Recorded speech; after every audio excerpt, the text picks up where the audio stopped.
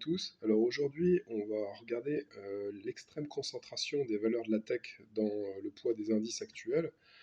Donc là, vous avez une représentation des cours boursiers américains depuis 1900 jusqu'à aujourd'hui. Et la petite courbe en bleu pointillé là que vous avez au-dessus, c'est le poids des 10 plus grosses valeurs du SP 500 dans la capitalisation totale de l'indice. Et vous voyez, donc c'est une courbe qui augmente depuis 2016 à peu près, puisque en 2016 on était autour de 20%, vous voyez, 2008 on était 20%, au milieu des années 50 on était à 26%, et au début du fin du 19e siècle, début du 20e siècle, on était autour de 38%. Et quand vous regardez, ben, vous voyez qu'en fait, on a rejoint les cours, enfin la pondération du début du XXe siècle, puisque aujourd'hui les 10 plus grosses valeurs du SP 500 représentent 38%. Donc, je vais agrandir un peu pour que vous voyez. Hop, vous voyez, au jour d'aujourd'hui, on est à peu près à 38% sur la pondération des 10 plus grosses valeurs. On est même monté à 41% sur le top 10. Ça représentait 41% de l'indice au T4 2025. Là, on a redescendu un peu, c'est-à-dire que au T1 2026, on était à 38% sur la pondération, sur la part, sur le poids que représentent les 10 plus grosses valeurs.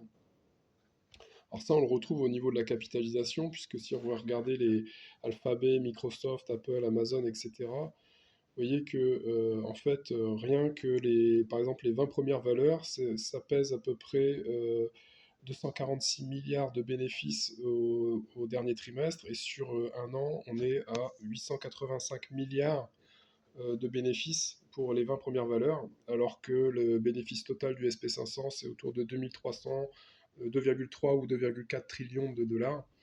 Donc rien que, je dirais, les 20 premières valeurs, elles pèsent à peu près 40% des bénéfices totaux du SP 500, donc ce qui est considérable.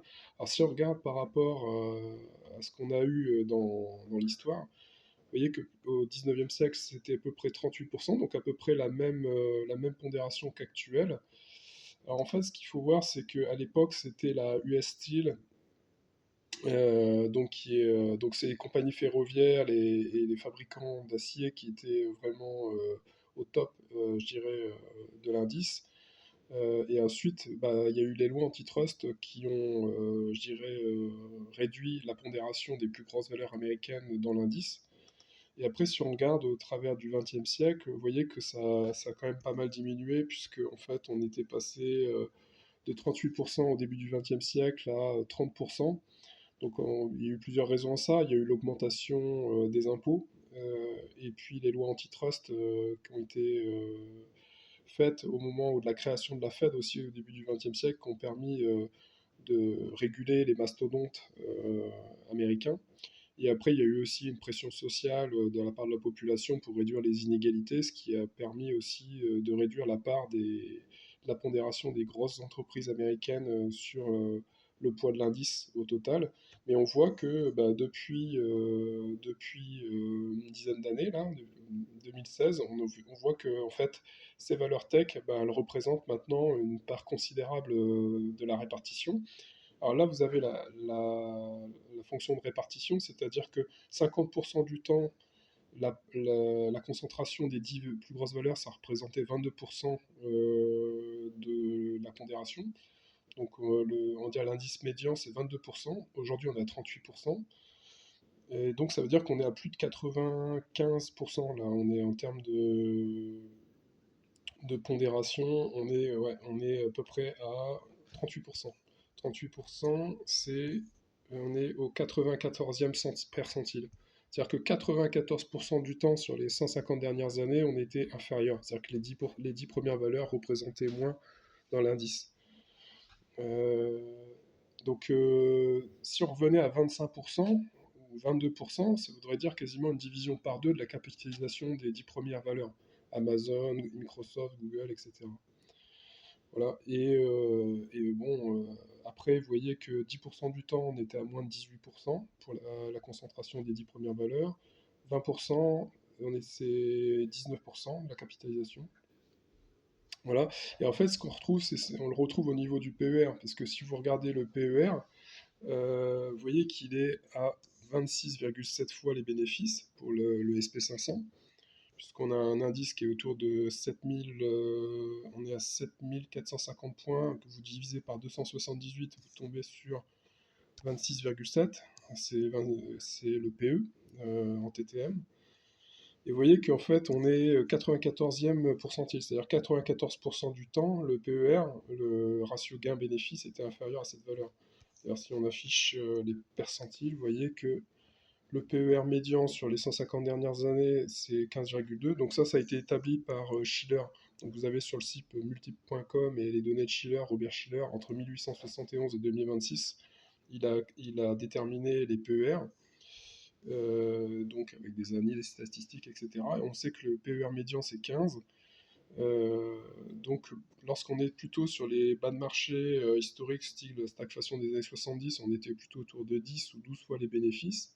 Et puis là, aujourd'hui, on est à 26 fois, donc on est au-delà des 90%, quoi. C'est-à-dire que 94% du temps, on était inférieur à ces niveaux de PER.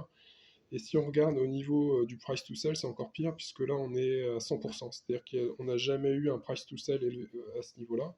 On a 3,49 fois le chiffre d'affaires sur le SP500, sachant que vous voyez que la médiane, elle est à 0,98. C'est-à-dire pratiquement l'indice se payait une fois le chiffre d'affaires en moyenne sur les 105. Alors là, c'est depuis 1946 jusqu'à 2026. Toujours, c'est les données de la Fred et de Schiller. Et donc, c'est à peu près une fois le chiffre d'affaires, la valeur, le price to sale médian. Et donc déjà, quand on est au 90e pourcentile, c'est à deux fois le chiffre d'affaires. Quand l'indice se paye deux fois le chiffre d'affaires, on est 90% du temps, on est en dessous. Et là, vous voyez, on est à 3,49, donc c'est quasiment le double. Donc là, on est vraiment sur des plus hauts jamais atteints en termes de niveau de valorisation. D'ailleurs, c'est ce qu'on retrouve au niveau de l'indice, hein. Vous voyez bien qu'on est dans la zone rouge. Ouais, on est au 99e pourcentile, hein. C'est-à-dire, si on regarde le ratio entre la médiane et le cours boursier, vous voyez qu'on est vraiment sur des ratios extrêmes, hein, qu'on n'avait pas vu depuis la crise de 29. La crise de 29, on était là. Donc on était à peu près à 2 à 3 fois la médiane. Et là, bah, pareil, on est à peu près à deux fois la médiane actuellement.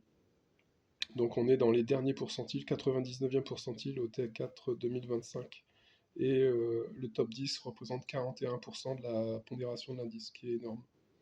Voilà, donc c'était juste pour vous souligner ça. Et bah, en général, comme on voit dans l'histoire, c'est qu'à chaque fois qu'on a eu ça, en général, les concentrations extrêmes sur les 10 premières valeurs, ça se termine soit par des lois antitrust, soit par des niveaux de croissance qui ne sont pas tenables dans le temps et du coup des fortes corrections boursières.